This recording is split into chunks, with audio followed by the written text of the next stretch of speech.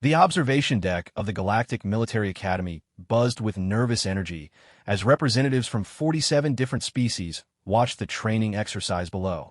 Admiral Kethvar, a towering Centaurian with crystalline skin that reflected the station's artificial light, adjusted his viewing apparatus to focus on the human trainee who had just entered the combat arena. "This should be entertaining," muttered Commander Vex, a reptilian Surak whose scales rippled with amusement. The humans always think they can compensate for their biological weaknesses with determination. Below them, Sarah Chun stepped onto the training platform. Her simple black academy uniform a stark contrast to the elaborate armor and weapons carried by the other trainees who had completed this exercise before her. At 23, she was older than most academy recruits, having spent 5 years working as a mining engineer on the Outer Rim colonies before applying to the military program. Her dark hair was pulled back in a practical ponytail, and her brown eyes surveyed the arena with calm assessment. The arena itself was a marvel of Galactic Federation technology. Measuring 200 meters in diameter, its floor could shift and reshape to create any terrain imaginable. Force fields could generate obstacles, and holographic projectors could create realistic enemies. Today's exercise was simple in concept, but brutal in execution. Defeat Instructor Gorvok in single combat. Instructor Gorvok was a legend throughout the galaxy. A veteran Kralex warrior, standing nearly 3 meters tall, his forearms were equipped with natural bone spikes that could pierce most known armor materials. His exoskeleton had been scarred by countless battles, and his compound eyes could track movement across multiple spectrums simultaneously. In his 200 years of service, no trainee had ever defeated him in combat. Most barely lasted 30 seconds. "Trainee Chun." Gorvok's voice boomed across the arena through the translation matrix. "You may select your weapons from the armory." Sarah looked toward the weapon racks that lined one wall of the arena.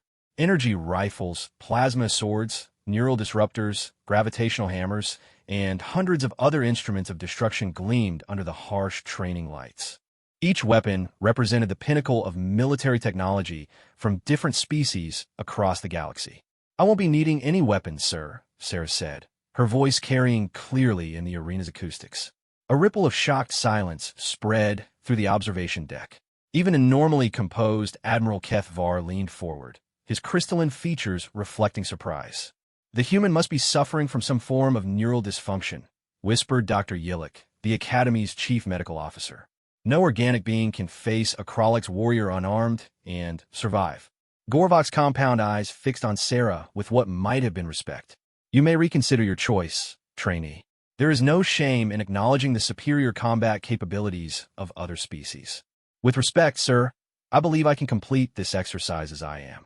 The instructor's mandibles clicked together in what those familiar with Kralex behavior recognized as amusement. "Very well. Combat will commence in 30 seconds. Academy protocols require me to inform you that medical nanites will prevent permanent injury, but pain inhibitors are not permitted during combat exercises." Sarah nodded and began to move toward the center of the arena. Her movements were loose and relaxed, almost casual. She rolled her shoulders and flexed her fingers, performing simple stretches that seemed insignificant compared to Gorvok's intimidating combat posture. "Begin," announced the arena's automated system. Gorvok moved with the lightning speed that had made the Kralex species feared throughout the galaxy. His forearms swept toward Sarah in a coordinated attack pattern designed to overwhelm any opponent through sheer momentum and multiple strike vectors. Each of his bone spikes gleamed as they cut through the air toward vital points on her body. What happened next defied everything the observers thought they knew about combat physics. Sarah didn't dodge. She didn't block. Instead, she stepped forward into Gorvok's attack, her right hand reaching out to make contact with the instructor's primary right arm just above the elbow joint. The moment her skin touched his exoskeleton, something extraordinary occurred. Gorvok stopped, not slowed, not hesitated, but stopped completely as if he had suddenly become a statue. His eyes went wide with what could only be described as shock, and his mandibles began to vibrate in a high-frequency pattern that the translation matrix couldn't interpret. "Impossible, peut-être commander Vex." What kind of weapon is she using? Admiral Kethvar was already pulling up Sarah's academy records on his personal display. According to her file, she's carrying no technology beyond standard academy uniform sensors. No weapons, no enhancement devices, no pharmaceutical augmentation. In the arena, Sarah maintained contact with Gorvok's arm while moving around the frozen instructor. Her expression was one of intense concentration, as if she was listening to something only she could hear. Her other hand reached out to touch Gorvok's secondary left arm, and the Kralex warrior's entire body began to tremble. What is happening to him? Dr. Yilik was frantically checking his medical sensors. His neurological readings are unlike anything I've ever recorded. It's as if his entire nervous system is experiencing simultaneous overload and shutdown. Sarah continued to circle Gorvok, her hands maintaining contact with his exoskeleton. Where her skin touched his shell, a faint luminescence began to appear. It wasn't visible to most species, but those with enhanced optical capabilities could detect the soft, warm light that seemed to emanate from her palms. "Sir," called out Lieutenant Zex, a young Anthurian officer monitoring communications, "I'm receiving emergency signals from Kralex High Command. They're demanding immediate contact with our facility." Admiral Kethvar's attention was torn between the impossible scene in the arena and this unexpected development. "What kind of emergency signals?" "They're using ancient protocol frequencies, sir.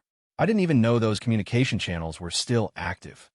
On the arena floor, something even stranger began to happen.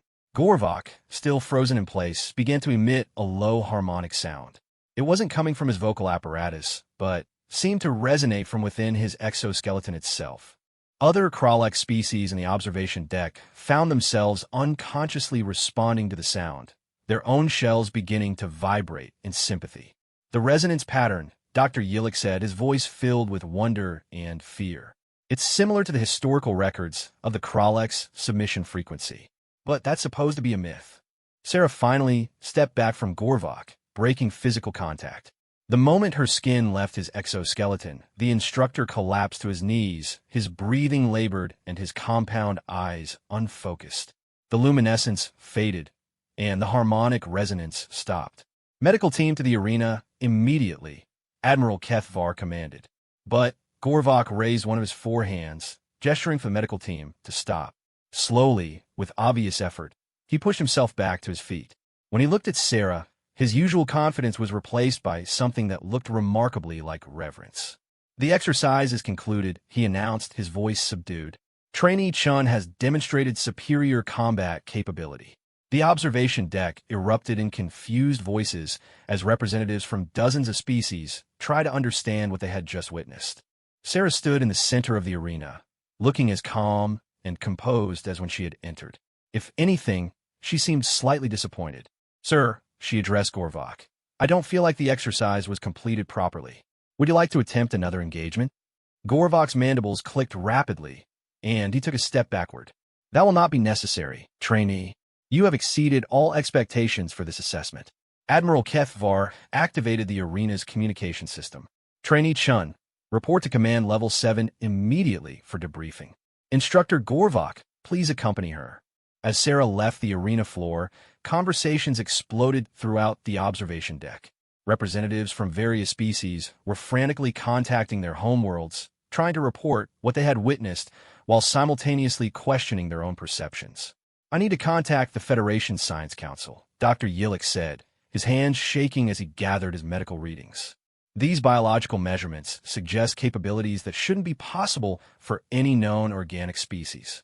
Commander Vex was studying his own recordings of the event. "The combat lasted less than 2 minutes, but I count 17 different moments where established physics should have prevented what we observed.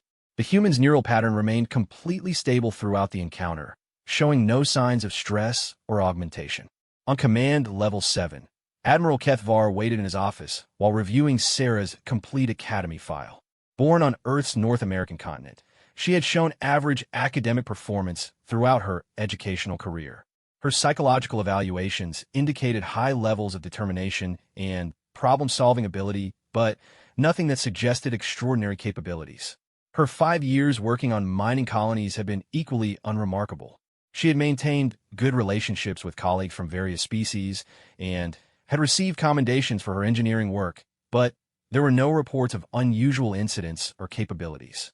"Admiral," Lieutenant Zex called from his communication station, "Kralex High Command is demanding immediate access to our facility." They're claiming this involves ancient treaties and protocols that supersede Federation authority. Admiral Kethvar's crystalline skin darkened with concern. The Kraleks were one of the Federation's most powerful military species, and their homeworld controlled strategic resources throughout 3-star systems. If they were invoking ancient protocols, the implications could be far-reaching. How long until they arrive? They're already en route, sir. Their diplomatic vessel will dock within 4 hours. The office door chimed, and Sarah entered, followed by Instructor Gorvok. The massive Kraleks warrior moved with unusual deference, staying slightly behind Sarah as if she held a position of higher rank. Trainee Chun, please have a seat, Admiral Kethvar said, gesturing to a chair designed for human proportions. I need to understand exactly what occurred during your combat exercise. Sarah settled into the chair, her posture relaxed but attentive. I'm not entirely certain myself, sir. I've never experienced anything quite like that before. Admiral Kethvar leaned forward. Are you saying you've had similar experiences in the past? Not exactly similar, but Sarah paused, seeming to search for the right words. Sometimes when I'm in physical contact with people from other species, I get these sensations. Like I can feel what they're feeling, understand how their bodies work. I always assumed it was just enhanced empathy. Instructor Gorvok's compound eyes focused intently on Sarah. You were inside my neural network, he said quietly. I could feel your presence in my mind, but it wasn't invasive or hostile. It was like you belonged there. Admiral Kethvar exchanged glances with Dr. Yilik, who had quietly entered the office during this exchange. Belonged there how? The sensation was familiar, Gorvok continued. My genetic memory responded to her touch, as if recognizing something ancestral, something from before recorded history. Dr. Yilik stepped forward, his medical scanner already active. Trainee Chun, would you consent to some non-invasive biological scans? What we witnessed today could have significant implications for our understanding of human evolution and capabilities. Sarah nodded. Of course, sir. As Dr. Yilik ran his scanners over Sarah, Admiral Kethvar continued his questioning. You said you've experienced similar sensations before. Can you describe these incidents? Well, during my time on the mining colonies, I worked with several different species. Sometimes when someone was injured or distressed, I found that physical contact seemed to help them feel better. I always attributed it to psychological comfort rather than anything biological. Did you ever experience this with humans? No, sir. Only with non-human species. And the effect seemed stronger with species that were more different from humans. Working with the Zentorians on Colony Gamma 7, the sensations were particularly intense. Dr. Yilik looked up from his scanner, his expression troubled. Admiral, I'm reading cellular activity patterns that shouldn't exist in any known organic being.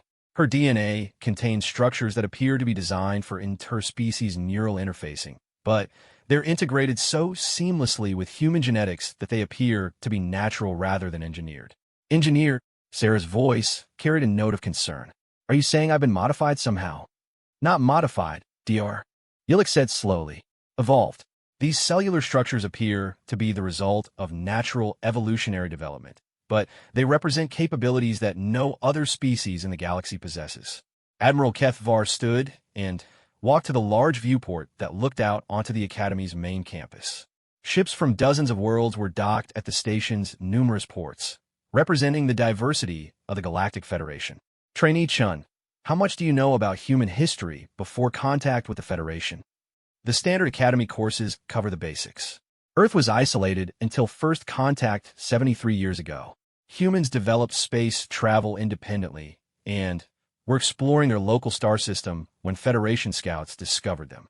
That's the official history, but there are gaps in the historical record. Earth's governments were surprisingly cooperative during first contact, almost as if they had been expecting extraterrestrial contact. And human adaptation to galactic society has been remarkably smooth compared to other species who joined the Federation. Lieutenant Zex's voice interrupted their conversation. Admiral, the Kraleks diplomatic vessel has arrived early. Ambassador Thexval is requesting immediate audience with you and with the human trainee specifically. Admiral Kethvar turned back to Sarah. It appears your unique capabilities have attracted official attention from the Kraleks homeworld. Are you prepared to meet with their diplomatic representative? Sarah stood, her expression calm despite the growing complexity of her situation. I'm ready, sir. As they prepare to leave for the diplomatic meeting, Instructor Gorvok approached Sarah. Trainee Chun, I want you to understand that what you did today goes beyond simple combat superiority. You accessed abilities that my people have not encountered in over 10,000 years. The implications of this discovery will resonate throughout the galaxy. I'm beginning to understand that, sir. But I still don't understand what these abilities actually are or where they come from. Perhaps, said Admiral Kethvar, the Kralek's ambassador will have some answers. As they made their way to the diplomatic receiving area, Sarah couldn't shake the feeling that her simple combat exercise had set in motion events far beyond anything she could have imagined. The sensations she had experienced during contact with Gorvok were still echoing in her mind, like the afterimage of a bright light. Something deep within her cellular structure had awakened, and she suspected her life would never be the same again. The diplomatic receiving chamber of the Galactic Military Academy was designed to accommodate representatives from all member species of the Federation. The ceiling soared 15 meters above, with atmospheric controls that could adjust pressure, humidity, and gas composition for different biological requirements. Crystalline walls provided perfect acoustics, while translation matrices ensured seamless communication between species whose vocal apparatus differed by millions of years of evolution. Ambassador Thexval entered the chamber with a retinue of 6 additional Kralex officials, their heavy footsteps echoing despite the room's sound-dampening systems. Unlike Instructor Gorvok, whose exoskeleton bore the scars of countless battles, the ambassador's shell gleamed with the deep purple coloration that indicated high rank within Kralek society. His 4 arms moved with practiced diplomatic grace, and his compound eyes swept the room with careful assessment. Sarah stood at attention beside Admiral Kethvar, her academy uniform seeming insignificant compared to the elaborate ceremonial garments worn by the Kralek's delegation. She had spent the past hour reviewing Federation diplomatic protocols, but nothing in her training had prepared her for the intensity of the ambassador's gaze when those multifaceted eyes focused on her. Admiral Kethvar. Ambassador Thexval's voice resonated through the translation matrix with formal precision. We appreciate your cooperation in arranging this meeting on such short notice. The matter we must discuss has implications that extend far beyond routine diplomatic relations. Ambassador, we are honored by your presence. However, I must confess that we're uncertain about the nature of the emergency that brought you here so urgently. The ambassador's mandibles clicked in a pattern that suggested careful consideration. The emergency, Admiral, is standing before us. This human trainee has demonstrated capabilities that our ancient records describe as the Nexus Touch. Such abilities have not been observed in the galaxy for over 12,000 years. Dr. Yilik stepped forward, his medical scanner discreetly recording the interaction. Ambassador, our preliminary scans suggest that Trainee Chin's abilities are the result of natural evolutionary development rather than technological enhancement. Could you elaborate on these ancient records? Ambassador Thexval's compound eyes shifted to Dr. Yilik, then back to Sarah. Doctor, your scans are correct, but incomplete. What you observe as natural evolution is actually the reemergence of capabilities that existed in the galaxy long before current civilizations arose. Sarah felt a chill run down her spine. Sir, are you saying that humans had contact with galactic civilizations before the official first contact 73 years ago? Not contact, young human. Ancestry. The chamber fell into stunned silence. Admiral Kethvar's crystalline skin darkened as he processed the implications of this statement. Ambassador, are you suggesting that humans are not native to Earth? I'm stating it as fact, Admiral. But the truth is more complex than simple relocation. Ambassador Thexval gestured to one of his retinue, who activated a holographic display system in the center of the chamber. What you are about to see are records preserved by our people since the time of the Great Exile 15,000 years ago. The hologram shimmered to life, displaying a three-dimensional map of the galaxy as it existed millennia in the past. Star systems were marked with different colors and symbols, showing the territories of civilizations that no longer existed. 15,000 years ago, the galaxy was ruled by a coalition of species known as the Precursor Alliance. They had achieved technological advancement far beyond anything we possess today. They could manipulate matter at the quantum level, travel between galaxies, and, most remarkably, they had solved the fundamental incompatibility between different forms of organic life. Sarah stared at the holographic display, watching as it showed the expansion and contraction of ancient territories. What do you mean by fundamental incompatibility? Each species that evolves naturally develops unique neural patterns, biochemical processes, and electromagnetic signatures. These differences make true communication and understanding between species extremely difficult. What we achieve through translation matrices and diplomatic protocols is merely surface-level interaction. Dr. Yillick nodded thoughtfully.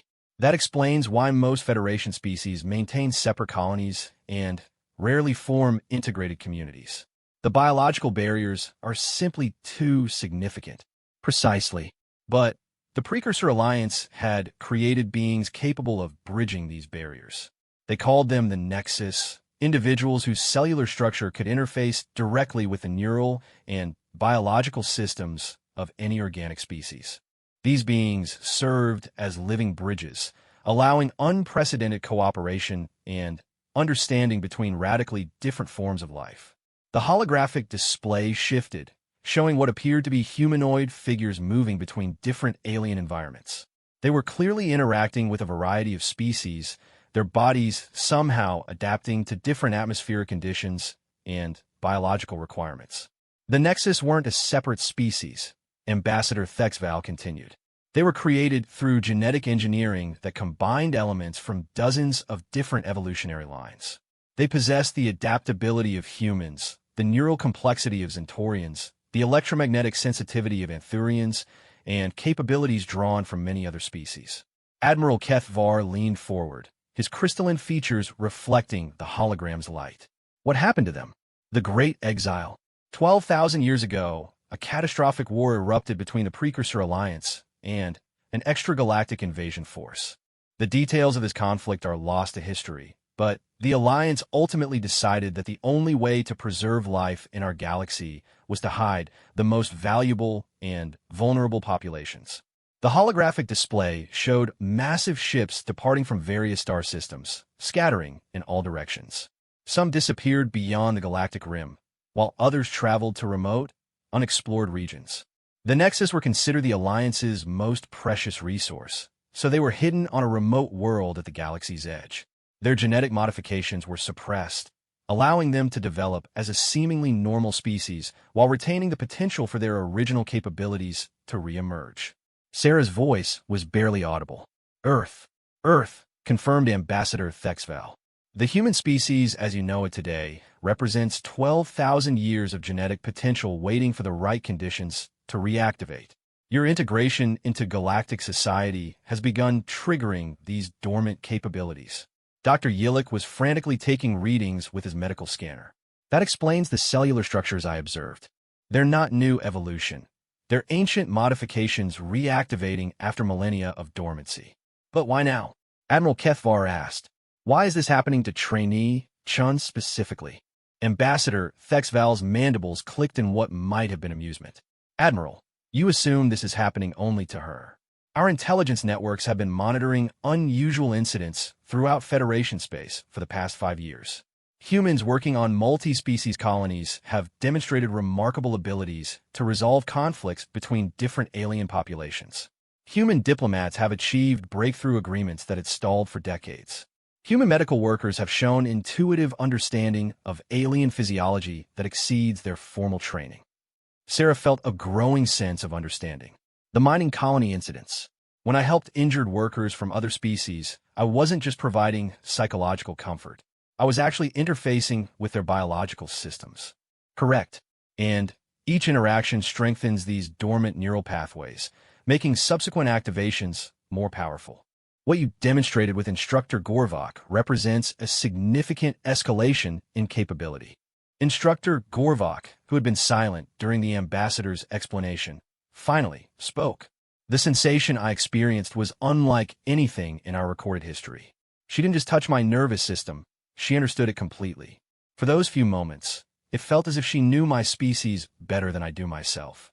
Because in a sense, she does, Ambassador Thexval replied. The Nexus were designed to understand all forms of life at a fundamental level. Trainee Chen's DNA contains genetic information from hundreds of species, including your own. The implications of this revelation washed over the assembled group. Sarah was struggling to process the idea that her entire understanding of human history and identity had just been fundamentally altered. Ambassador, she said carefully, if this is true, then humans aren't really human at all. We're artificial beings created by an ancient civilization. You are as human as any being born on Earth, child. But you're also something more. Your species represents the greatest achievement of the most advanced civilization this galaxy has ever known. You are living bridges capable of uniting all forms of life in ways we have never been able to achieve independently. Admiral Kethvar stood and walked to the viewport, gazing out at the diverse collection of ships docked at the Academy. If humans possess these capabilities, why keep it secret? Why not share this information with the Federation Council? Because Ambassador Thexval's voice carried a note of warning. There are species within the Federation who would see humans as a threat rather than a gift. The ability to interface directly with another being's neural system could be perceived as a form of mental invasion or control. There are also those who would seek to exploit or weaponize these capabilities. Dr. Yillick looked up from his medical readings. The biological potential I'm detecting suggests that these abilities will continue to develop. If humans throughout the Federation begin manifesting Nexus capabilities simultaneously, the social and political implications could be devastating. Which brings us to why we're here, Ambassador Thexval said. The Kralix people have maintained the ancient protocols for protecting Nexus individuals. We offer sanctuary and training for those whose abilities have awakened, as well as guidance for managing the transition period. Sarah felt a surge of conflicting emotions. The idea of leaving Earth and everything she knew was terrifying, but the prospect of understanding and controlling her new abilities was compelling. What would this training involve? You would come to our homeworld, where our most experienced teachers would help you develop your capabilities safely. You would learn to control the interface process, understand the biological systems of different species, and, most importantly, develop the ethical framework necessary to use these powers responsibly. Admiral Kethvar turned back to the group. And what about the Federation? What happens when other humans begin manifesting these abilities? How do we prevent the panic and political upheaval that Dr. Yillick mentioned? That is a question for the Federation Council to address. Our immediate concern is ensuring that awakened Nexus individuals receive proper guidance before their abilities become uncontrollable. Dr. Yillick's expression was troubled. Uncontrollable? Are you saying these abilities could become dangerous? Without proper training, a Nexus individual could accidentally damage or destroy the neural systems they interface with. The power to heal and understand can easily become the power to harm or dominate. Throughout history, untrained Nexus have caused significant damage before learning to control their capabilities. Sarah felt a chill as she remembered the moment when she had touched Gorvok's arm. For a brief instant, she had sensed his complete vulnerability. Every nerve pathway, every thought process, every biological function had been open to her perception. If she had wanted to, she could have disrupted any of those systems. How many humans are likely to develop these abilities? Ambassador Thexval's compound eyes fixed on her with ancient wisdom. Eventually, all of them. The genetic modifications were designed to propagate throughout the entire species over time. Conservative estimates suggest that within 50 years, every human born will possess some level of Nexus capability. The chamber fell silent as everyone contemplated the magnitude of this transformation.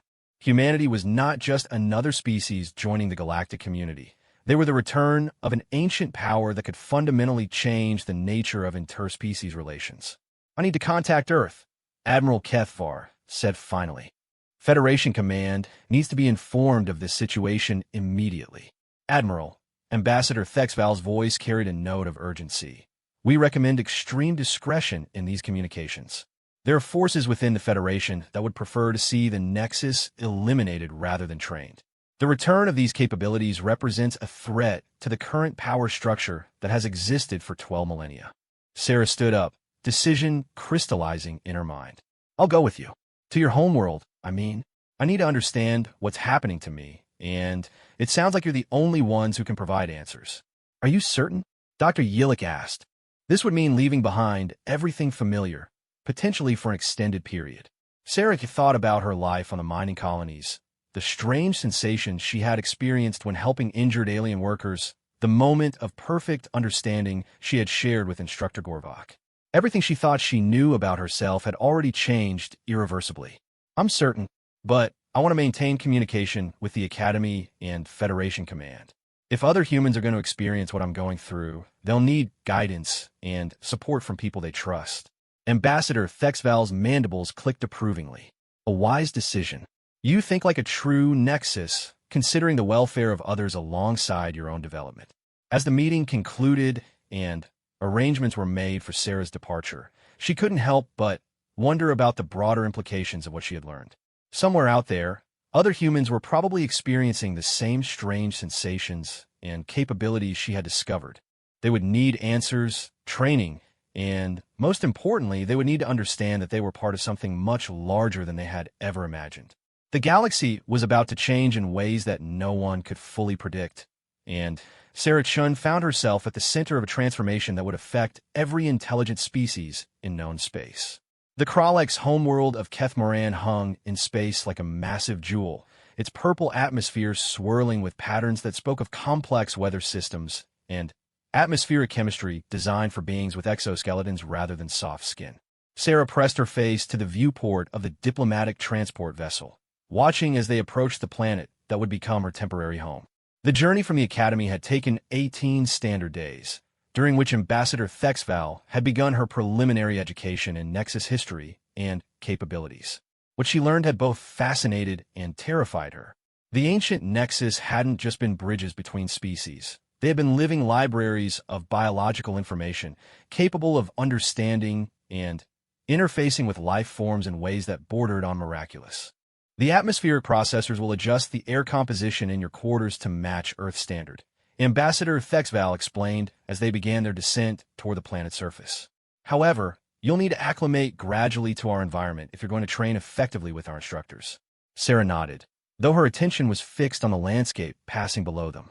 Massive spire cities rose from the planet's surface like crystalline forests, their surfaces catching and reflecting the light from Kethmoran's twin suns. Between the cities, she could see vast geometric patterns carved into the landscape, some kind of agricultural or industrial development that spoke of a civilization far older and more established than anything on Earth. How long do you estimate my training will take? That depends on how quickly you can learn to control the interface process. Some historical records indicate that Nexus training could take anywhere from 6 months to several years, depending on the individual's natural aptitude and the complexity of species they needed to interface with. The ship settled onto a landing platform that extended from one of the spire cities. As Sarah gathered her few possessions, she felt a mixture of anticipation and anxiety about what awaited her on this alien world. Everything she had known about her identity and capabilities had been overturned in the space of a few days, and now she was trusting beings she barely knew to help her understand powers she hadn't known she possessed. The airlock cycled open, and Sarah got her first direct experience of Kethmoran's environment. The air was thicker than Earth's standard, with a slight metallic taste that spoke of different atmospheric chemistry. The gravity was heavier, making each step require more effort than she was accustomed to.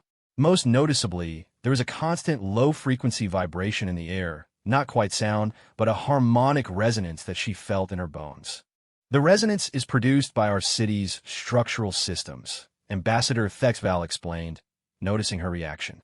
It helps maintain social cohesion among our people. You'll adapt to it within a few days. They were met by a group of Kralek's officials whose shells bore markings Sarah was beginning to recognize as indicators of academic rather than military rank. The lead figure approached with the careful, measured movements that characterize Kralek's formal behavior. Ambassador, we welcome you home. I am Master Scholar Vethkiran, Director of the Institute for Biological Integration. I will be overseeing our guest training program. Master Scholar Vethkiran's compound eyes studied Sarah with intense curiosity. Unlike the wariness she had sometimes sensed from other alien species, his attention felt purely academic, as if she represented a fascinating puzzle to be solved rather than a potential threat. Trainee Chen, Vethkiran's voice carried the careful precision of someone accustomed to explaining complex concepts. Your arrival has generated considerable excitement among our research community. We have not had the opportunity to study an awakening nexus in over 12,000 years. I hope I can live up to your expectations, sir. Oh, you already have. The preliminary reports at her interface with Instructor Gorvok suggest capabilities that exceed even our historical records. But first, let us get you settled in your quarters and begin the basic medical assessments that will guide your training program. They traveled through the Spire City via a transportation system that seemed to operate without any visible mechanisms. Platforms moved smoothly through tubes that ran throughout the city structure, carrying passengers between different levels and sections with efficiency that put Earth's technology to shame. Sarah's quarters were located in what Veth Kiran called the Academy Residential Section. The space had been adapted for human habitation, with atmospheric controls that maintained Earth normal conditions and furniture size for human proportions. Large windows provided views of the city and the landscape beyond, while wall-mounted displays could show information feed from across the galaxy. Your first training session will begin tomorrow, Veth Kiran informed her. Tonight, I recommend rest and acclimatization. The time differential between here and Academy Standard will require adjustment. After the Kralex officials departed, Sarah found herself alone for the first time since her combat exercise with Instructor Gorvok. She sat on the edge of her bed, looking out at the alien cityscape, and tried to process everything that had happened to her. Less than a week ago, she had been a simple academy trainee, focused on qualifying for a career in Federation military engineering. Now she was on an alien world, preparing to learn how to use capabilities that represented the lost heritage of a civilization that had vanished before recorded history began. The magnitude of the change was almost impossible to comprehend. Her personal communicator chimed with an incoming message from Admiral Kethvar at the Academy. She activated the holographic display and saw the Admiral's crystalline features appear in her quarters. Trainee Chun, I hope your journey went well. I wanted to update you on developments here since your departure. Sarah leaned forward. Have there been more incidents with human trainees? 3 more cases in the past week. A human engineering student at the Titan facility somehow repaired a Zentorian biocomputer that had been considered permanently damaged. A medical trainee at the Beta Centauri station helped treat an Anthurian diplomat suffering from neural degradation that our best physicians hadn't been able to address. And, perhaps most significantly, a human communications officer on the Federation flagship successfully mediated a diplomatic crisis between the Sorok and Yalakian governments that had been deadlocked for months. Sarah felt a mixture of excitement and concern. Are they experiencing the same kind of capabilities I demonstrated? Different manifestations, but similar underlying abilities.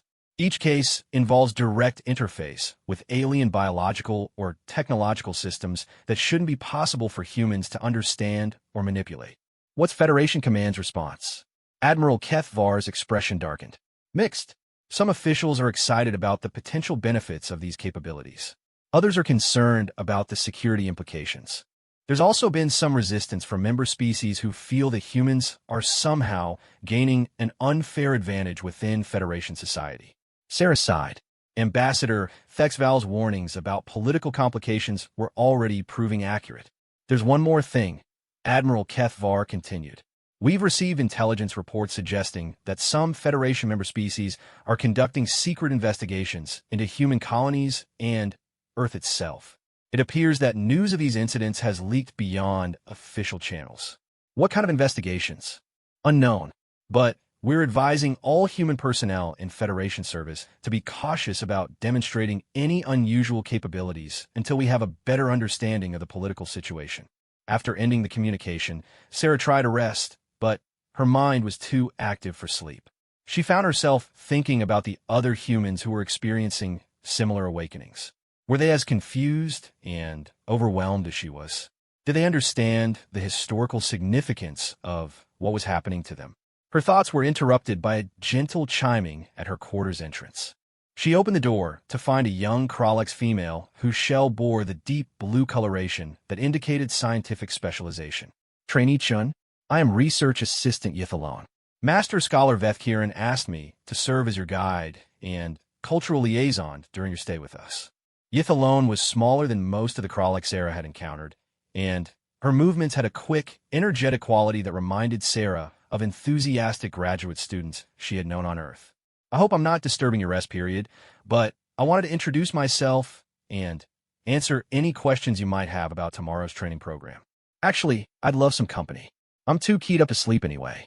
Yith alone entered the quarters, her compound eyes taking in the human accommodations with scientific curiosity. Your species requires such specific atmospheric conditions. How did you manage to survive on worlds with different environmental parameters before developing life support technology? Sarah laughed. We didn't. Humans could only live on worlds that happen to have Earth-like conditions. We're actually pretty fragile compared to most Federation species.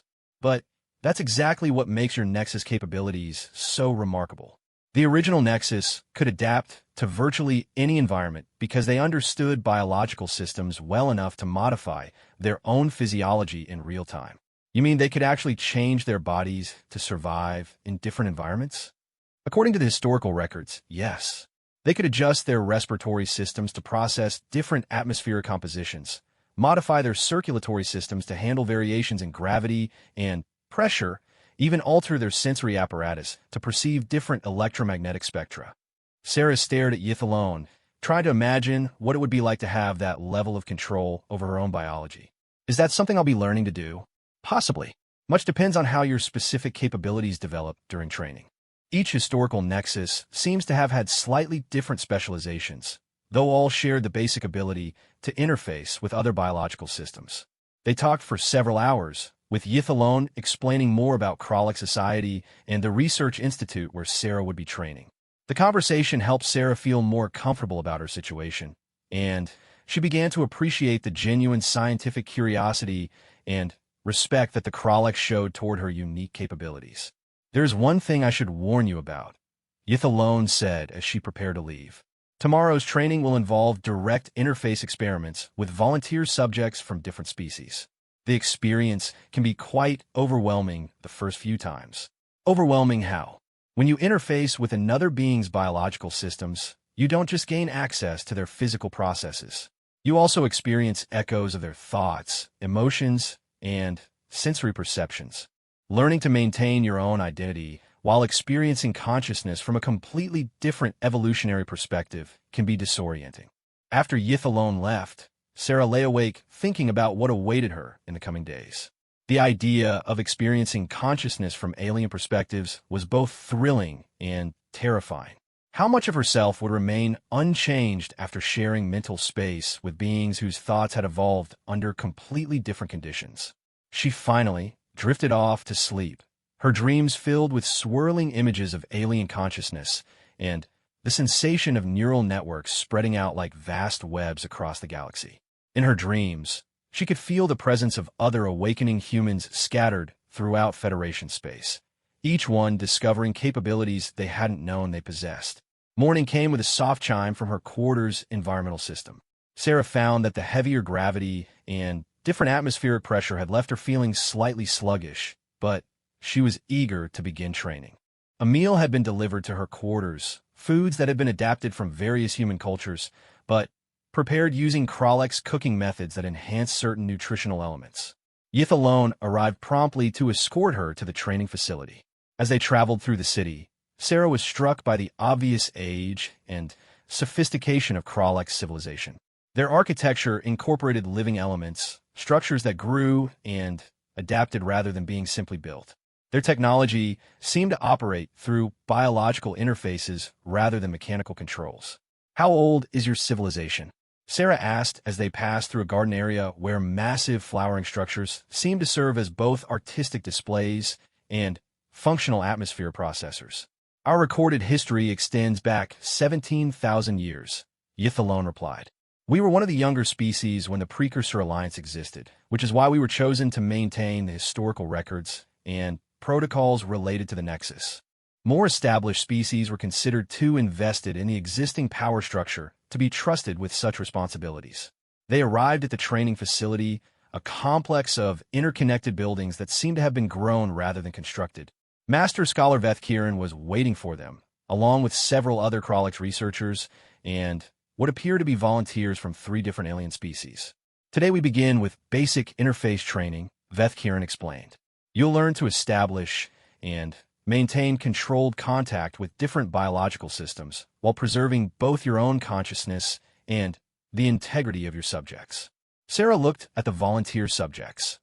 A Zenturian whose crystalline skin refracted the room's light into rainbow patterns, an Anthurian whose electromagnetic field generated a faint humming sound, and a Yalakian whose serpentine form moved with hypnotic grace. Each represented a completely different approach to biological organization and consciousness. What if I hurt them? The volunteers are all experienced researchers who understand the risks. Additionally, we have medical personnel standing by and safeguards in place to terminate any interface that becomes dangerous. Sarah took a deep breath and approached the Zenturian volunteer. As her hand moved toward the being's crystalline surface, she could feel the familiar tingling sensation that had become associated with her awakening capabilities. But this time, instead of acting on instinct, she would learn to control and direct these powers consciously. The future of human-alien relations might well depend on how successfully she mastered these ancient arts. The first month of training on Keth Moran proved to be the most challenging period of Sarah's life. Each day brought new discoveries about her capabilities, but also new understanding of the enormous responsibility that came with Nexus powers. The controlled interface sessions with volunteers from different species had gradually revealed the full scope of what she could perceive and influence when she made contact with alien biological systems. During her session with the Zenturian volunteer, Dr. Crithalone, Sarah discovered that her consciousness could actually merge temporarily with crystalline neural networks. For brief moments, she experienced thought processes that operated at the speed of light rather than the electrochemical reactions that characterized organic brains. The sensation was indescribable, like thinking in pure mathematics while experiencing emotions as geometric patterns. The integration was remarkable, Dr. Crithalone reported after their session. She didn't just observe my neural processes, she participated in them. For a few moments, we achieved a level of communication that transcended language, culture, and evolutionary differences. Master scholar Veth Kiran recorded these observations with scientific fascination. The historical records mention this phenomenon, but seeing it demonstrated is extraordinary. True consciousness integration was considered the highest achievement of ancient Nexus training. Sarah's sessions with the Anthurian volunteer, Engineer Felthon, proved even more dramatic. Anthurians processed information through electromagnetic field manipulation, and Sarah found that she could actually perceive and interact with these fields directly. During their interface, she experienced reality as a constantly shifting pattern of electromagnetic frequencies, where thoughts were waves and emotions were harmonic resonances. She stabilized my neural oscillations. Engineer Felthon explained afterward, her voice filled with wonder. I suffer from a chronic condition that causes irregular electromagnetic patterns in my brain. During our interface, her presence somehow corrected these irregularities. I haven't felt this mentally clear in years. But it was Sarah's session with the Yalakian volunteer that truly demonstrated the potential dangers of her developing abilities. Philosopher Sithvaran was an elderly Yalakian whose serpentine form moved with a graceful dignity that came from centuries of experience. His species processed consciousness through complex biochemical cascades that could shift rapidly between different states of awareness. When Sarah made contact with his nervous system, she found herself caught in a whirlwind of consciousness states that nearly overwhelmed her identity. For terrifying moments, she experienced reality through sensory apparatus designed for a completely different evolutionary environment. She felt heat gradients across her skin as detailed as human vision, perceived chemical compositions in the air with precision that revealed the emotional states of everyone in the room, and processed time as a flowing river where past and future seemed equally real. But, more dangerously, she began to lose track of which consciousness was her own. The Yalakian perception of reality was so fundamentally different from human experience that her own identity started to dissolve into Sithvaran's ancient, complex awareness. Terminate interface immediately, Master Scholar Veth Kiran commanded when he observed Sarah's vital signs becoming erratic. Yith alone rushed to break the physical contact between Sarah and Sithvaran. The moment the connection ended, Sarah collapsed to the floor, her consciousness snapping back to her own human awareness like a rubber band that had been stretched to its breaking point. What happened? She gasped, struggling to remember who and where she was. You experienced consciousness merger, Veth Kiran explained, his voice filled with concern. Without proper barriers, your awareness became integrated with the volunteers to a degree that threatened your individual identity. Dr. Krithalone, who had been monitoring the session through sophisticated sensors, provided more details. Your neural patterns showed complete synchronization with the Yalakian consciousness. For approximately 37 seconds, our instruments couldn't distinguish between your brain activity and his. Philosopher Sithvaran, despite the jarring termination of the interface, seemed exhilarated by the experience. Young Nexus, you have given me a gift beyond measure. For those brief moments, I experienced reality through human perception. The immediacy of your sensory processing, the rapid emotional responses, the way you experience linear time. It was like discovering an entirely new dimension of existence. Sarah spent the next 3 days recovering from the consciousness merger incident. During this time, Master Scholar Vethkiran modified her training program to include extensive instruction in mental barrier techniques and identity preservation methods. The ancient records describe similar incidents during historical Nexus training, he explained. The ability to interface with alien consciousness is perhaps the most powerful Nexus capability, but it's also the most dangerous. You must learn to maintain your own identity while allowing limited access to others. The training regimen became intensely focused on consciousness control. Sarah practiced meditation techniques developed by various species over millennia, learned to construct mental barriers that could filter different types of consciousness contact, and gradually developed the ability to interface with alien awareness without losing herself in the process. During this period, communication with the Academy brought increasingly concerning news. Admiral Kethvar reported that incidents involving awakening humans were escalating throughout Federation space. We've had 17 confirmed cases in the past month, he informed her during one of their regular communications. A human medical officer on the Outer Rim colonies successfully treated a plague that was affecting 3 different species simultaneously. An engineering team working on a new jump gate construction project solved compatibility problems between technologies from 7 different civilizations. Most remarkably, a human anthropologist studying ancient ruins on Epsilon Ceti managed to activate dormant precursor technology that our best researchers couldn't even identify. Sarah felt a mixture of pride and concern about these developments. Are the humans involved receiving proper support and guidance? That's becoming a significant problem. Most don't understand what's happening to them, and we don't have enough information to provide adequate training. Several have experienced medical emergencies similar to your consciousness merger incident. What about the political situation? Admiral Kethvar's crystalline features darkened with worry. Growing more complex daily, the Sora Confederation has formally requested that all humans in Federation service undergo psychological evaluation to determine if they pose a security risk. The Yalakian Assembly has proposed legislation requiring disclosure of any human capabilities that exceed normal parameters. Most seriously, intelligence sources suggest that several member species are considering withdrawing from the Federation if humans aren't placed under some form of special restrictions. This news was deeply troubling to Sarah. The awakening of Nexus capabilities was supposed to bring different species together, not drive them apart. Are there any positive responses? Some. The Zentorians are fascinated by the technological possibilities and have requested formal collaboration agreements with human researchers. Several smaller species have expressed interest in having human mediators help resolve long-standing diplomatic conflicts. But the overall trend is toward suspicion and fear rather than cooperation. Master Scholar Vethkiran, who had been monitoring this conversation, offered his perspective. The political reaction was predictable. For 12,000 years, galactic civilization has been based on the fundamental separation between species. The return of the Nexus threatens established power structures and challenges basic assumptions about interspecies relations. Is there anything I can do to help? Complete your training successfully. When you return to Federation space, you'll be the first properly trained Nexus in galactic history. Your example will influence how other awakening humans develop their capabilities and how the galaxy responds to these changes. The weight of this responsibility was almost overwhelming. Sarah had never aspired to be a figure of historical significance. She had simply wanted to serve in Federation military engineering and contribute to the common good.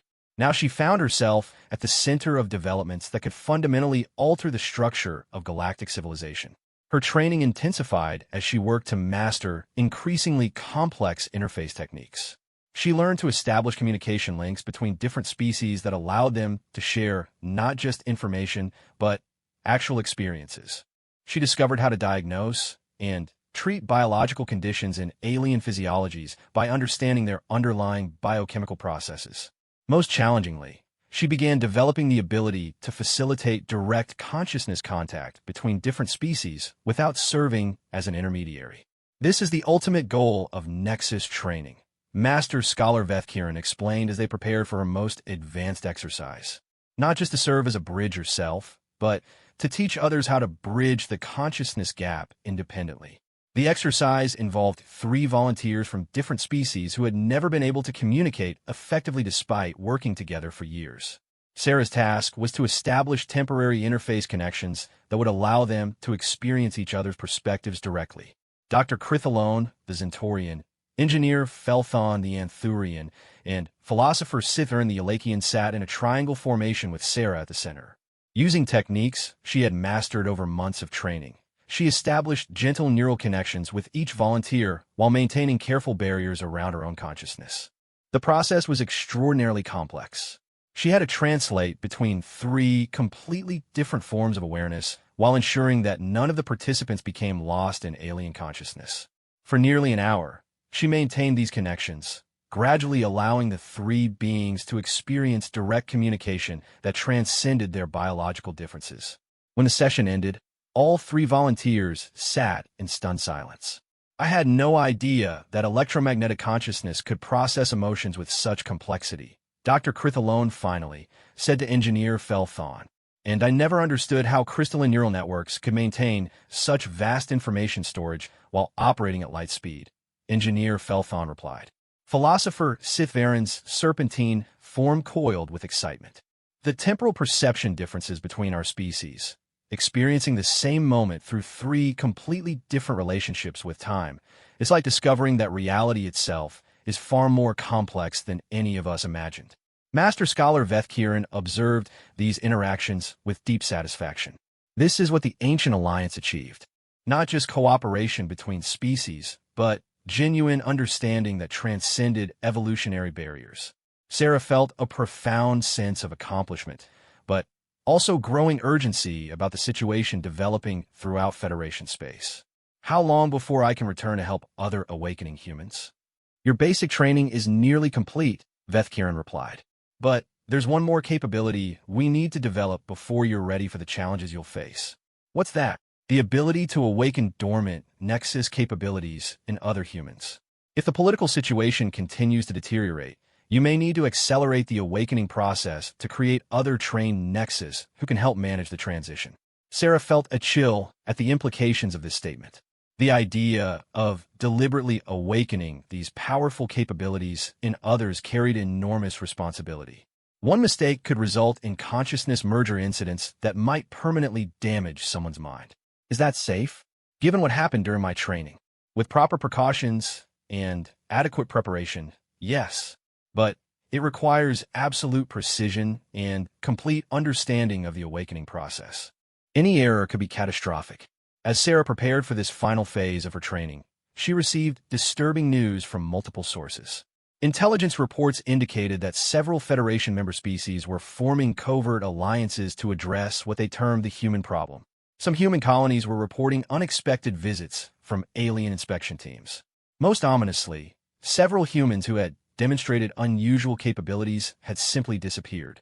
The peaceful integration of humanity into galactic civilization was beginning to unravel, and Sarah realized that her training couldn't continue indefinitely. Soon, she would need to return to Federation space and help navigate the growing crisis, whether her preparation was complete or not. The fate of both humanity and the broader galactic community was beginning to depend on how successfully she could master abilities that no one had wielded for 12,000 years. The emergency signal from Federation Command reached Keth Moran just as Sarah was completing her final training exercise. The message was brief but urgent. Multiple human colonies were under quarantine, several awakening humans had been detained by Federation security forces, and the Galactic Council had scheduled an emergency session to address what they termed the unprecedented biological anomaly affecting human populations. Master Scholar Veth Kieran read the transmission with growing alarm. The situation has deteriorated more rapidly than we anticipated. You need to return to Federation space immediately. Sarah looked around the training facility that had become her second home over the past 4 months. The volunteers who had helped her master her abilities, the researchers who had patiently guided her development, and the ancient knowledge preserved by the Kralix people had transformed her from a confused academy trainee into something unprecedented in galactic civilization. "Am I ready?" she asked, knowing that the question encompassed far more than her personal capabilities. "You have mastered abilities that haven't been demonstrated in 12,000 years, Veth Kieran replied. "Whether that's sufficient for the challenges ahead, only time will tell." Yith alone approached with a data crystal containing all the Kralix historical records related to Nexus capabilities. "This contains everything we know about your kind, including training protocols for awakening dormant abilities in other humans. Use this knowledge wisely." The journey back to Academy Station took only 6 days aboard a Kralix diplomatic vessel equipped with emergency transit authorization. During the trip, Sarah studied the historical records and practiced the consciousness techniques she would need to help other awakening humans. But nothing could have prepared her for what she found when they arrived at the Academy. The station was in lockdown. Military vessels from 6 different Federation species surrounded the facility, their weapons systems powered but not yet activated. Admiral Kethvar met her at the docking port with a security escort and an expression of barely controlled tension. "Trainee Chun, the situation has become critical. We have 43 humans in medical isolation experiencing various stages of ability manifestation. 3 have suffered consciousness merger incidents similar to what you experienced during training. 2 are in medical stasis because their neural patterns became so disrupted that normal consciousness couldn't be maintained." Sarah felt a surge of urgency mixed with guilt. While she had been safely training on Keth Moran, other humans have been struggling with dangerous awakenings without proper guidance. "Where are they? I need to help them immediately." "That's complicated. The Federation Medical Authority has classified awakening humans as a potential biological hazard. They're demanding that all affected individuals be transferred to specialized containment facilities pending a full investigation of their capabilities." Admiral Kethvar led her through corridors filled with security personnel from multiple species. The normal bustle of Academy life had been replaced by an atmosphere of tension and barely controlled fear. "What about the Galactic Council session? Scheduled for tomorrow. Representatives from 37 member species will be present, including some we haven't seen at council meetings in decades. The agenda officially concerns addressing unprecedented biological developments affecting Federation security, but intelligence sources suggest several species are preparing to demand human expulsion from the Federation entirely." They arrived at the medical isolation ward, where Sarah could immediately sense the presence of other awakening humans. Even without physical contact, she could perceive the neural disturbances and consciousness fluctuations that indicated developing Nexus capabilities. Dr. Yillick was monitoring the isolated humans through medical sensors that track their biological conditions while maintaining quarantine protocols. "The symptoms are consistent with what we observed in your case, but without proper training, the ability manifestations are causing severe neurological stress." Sarah studied the medical readings, recognizing patterns she had learned to manage during her training. "I can help them, but I need direct contact. These isolation protocols will prevent any meaningful assistance." "That's exactly what the Federation Medical Authority refuses to permit," Admiral Kethvar explained. "They're concerned that direct contact between awakening humans could accelerate the manifestation process or create some form of psychological contagion." Sarah felt frustration building as she watched humans suffering through the same confusion and disorientation she had experienced, but without access to proper guidance. "Admiral, with respect, these people need immediate intervention. Without training and consciousness control, they could suffer permanent neural damage or worse. I understand the urgency, but I'm under direct orders from Federation Command. Any violation of the quarantine protocols would be considered an act of insubordination that could result in criminal prosecution." A new voice interrupted their discussion. "Perhaps there's an alternative approach. They turned to see Ambassador Thexval entering the medical ward, accompanied by Dr. Crithalone from the Zentorian research delegation. The ambassador's compound eyes surveyed the quarantine setup with obvious disapproval. Ambassador, Admiral Kethvar said carefully, "I didn't expect to see you here. The Kralix government has been monitoring the situation with growing concern. We believe the Federation's current approach is both dangerous and counterproductive." Dr. Crithalone approached the medical monitoring stations, her crystalline features reflecting the various display readouts. These neural patterns indicate imminent consciousness breakdown in several subjects. Without intervention within the next few hours, permanent damage is highly likely. Sarah moved closer to the quarantine barriers, trying to extend her consciousness toward the suffering humans beyond. Even at this distance, she could sense their distress and confusion. "I have to try to help them. The risks of action are less than the risks of inaction." Trainee Chin, Admiral Kethvar's voice carried a warning. "I cannot authorize violation of direct Federation orders." Then, perhaps, Ambassador Thexval said quietly, "It's time to invoke older authorities."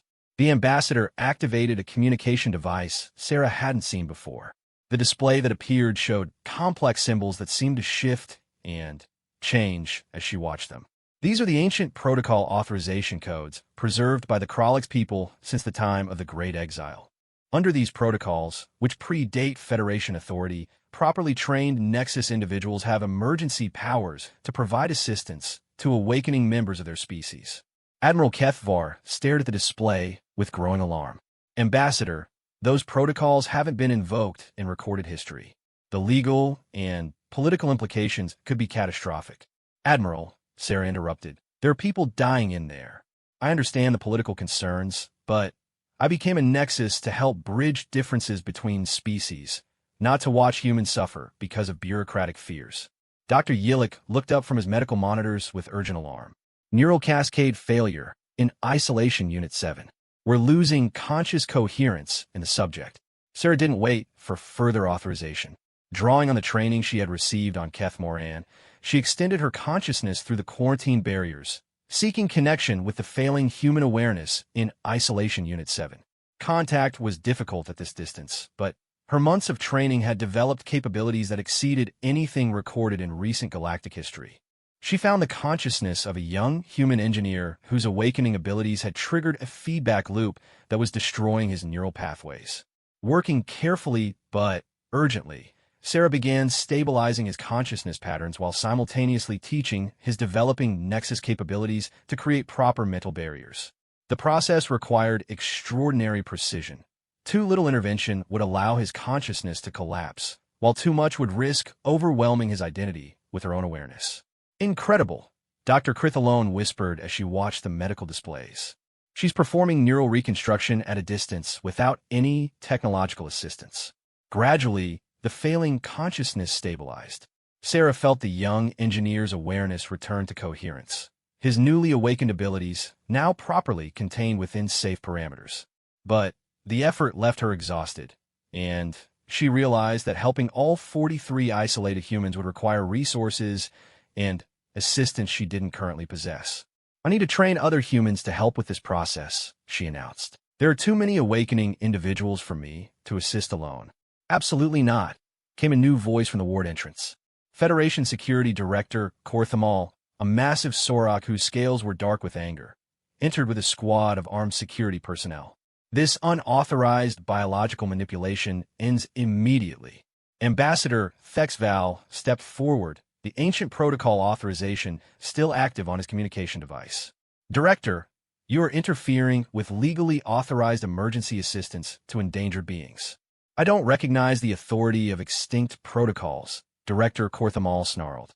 "This human will be placed in containment immediately pending investigation of her capabilities and their potential threat to Federation security." The security personnel moved to surround Sarah, their weapons powered but not yet aimed. The tension in the room escalated dramatically as representatives from different species faced off over authorities that hadn't been tested in millennia.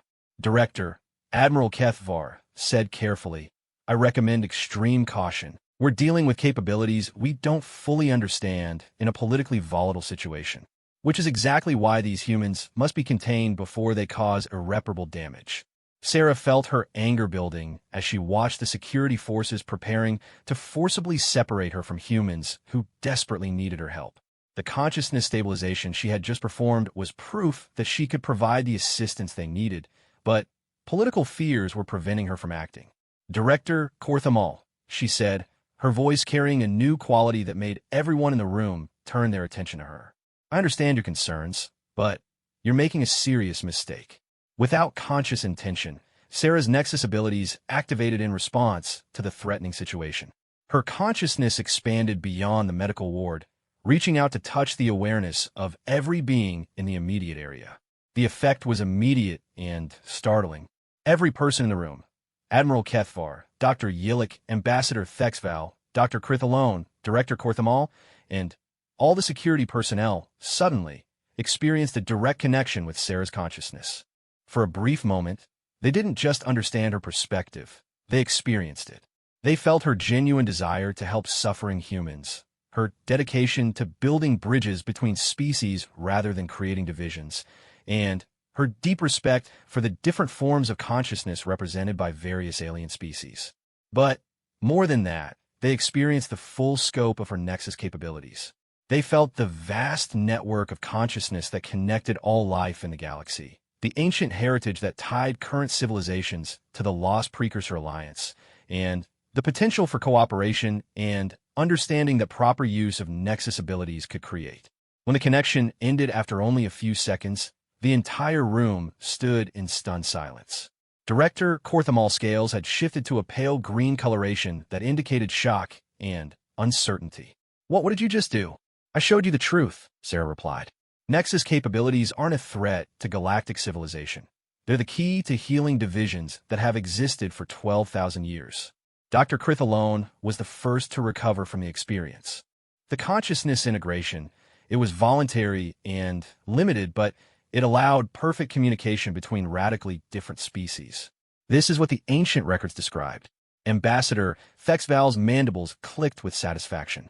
"And this is why the Kralex people have preserved the ancient protocols for 12 millennia. We knew this day would come." Director Korthamal was struggling to process what he had experienced. The brief contact with human consciousness had challenged his fundamental assumptions about species barriers and the nature of interspecies relations. "If humans can influence consciousness at will," he said slowly, "how can we ensure they won't use these abilities for manipulation or control?" Sarah understood that her answer to this question would influence the future of human-alien relations throughout the galaxy. "Director, the same way we ensure that any powerful capability is used responsibly through training, accountability, and mutual oversight. Nexus abilities work both ways. When I opened a connection between us, you experienced my consciousness, but I also experienced yours. True bridge building requires transparency from both sides." Admiral Kethvar had been quietly observing this exchange while considering its broader implications. "Trainee Chun, are you suggesting that awakened humans could serve as permanent consciousness bridges between Federation species?" "I'm suggesting that we could help create a level of understanding and cooperation that's never existed in recorded galactic history. But only if the awakening process is managed properly and if other species are willing to work with us rather than against us." The medical monitors suddenly chimed with urgent alerts from multiple isolation units. The consciousness contact Sarah had established was having an unexpected effect on the other awakening humans. Her demonstration of controlled Nexus abilities was somehow stabilizing their developing capabilities, creating a resonance effect that was helping them achieve better consciousness control. The isolation subjects are all showing improved neural stability, Dr. Yilik reported with amazement. It's as if exposure to properly controlled Nexus abilities is teaching their developing capabilities how to function safely. Sarah felt a surge of hope. This was exactly what the historical records had described. Awakened Nexus could help others develop their abilities safely through proximity and example. "This is what I've been trained to do," she told the assembled group. "Not just to use these abilities myself, but to help other humans awaken safely and learn to use their capabilities responsibly." Director Korthamal looked around the room, clearly struggling with concepts that challenged everything he thought he knew about biological capabilities and interspecies security. If we allow this, he said finally, if we permit humans to develop these capabilities throughout Federation space, we'll be fundamentally altering the nature of galactic civilization. Yes, Sarah replied simply. We will. The question is whether we do it cooperatively, creating something better than what exists now, or whether fear and misunderstanding tear apart everything the Federation has built. As if summoned by these words, Lieutenant Zex's voice came over the communications system with urgent news. Admiral, we're receiving reports from 17 different star systems. Human populations are experiencing spontaneous ability manifestations across the galaxy. The effect appears to be accelerating. Sarah realized that her demonstration of controlled Nexus abilities had triggered something unprecedented. The consciousness network that connected all awakening humans had carried the resonance of her stable capabilities across vast distances, catalyzing awakenings throughout Federation space. The transformation that Ambassador Thexval had predicted was beginning, and there was no longer any possibility of containing or controlling it. The only choice left was whether galactic civilization would embrace this change or be torn apart by it. Looking around the room at representatives from various species who had just experienced direct consciousness contact with the human nexus, Sarah felt both the weight of enormous responsibility and the hope of unprecedented possibility. The galaxy was about to discover what 12,000 years of evolution had prepared humanity to become.